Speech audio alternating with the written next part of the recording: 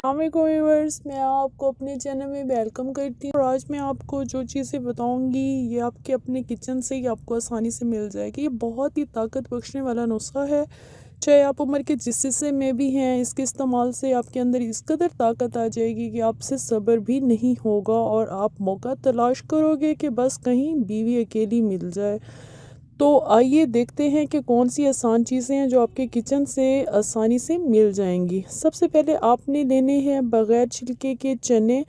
इनको बिल्कुल बारीक पीस लेना है और फिर आपने एक गिलास नीम गर्म दूध का लेकर उसमें 1 चम्मच शहद और चंद कतरे देसी घी के शामिल कर देने हैं और 1 चम्मच भरकर चने का पाउडर जो आपने पीसा था उसका उसमें शामिल कर देना है। ठीक है।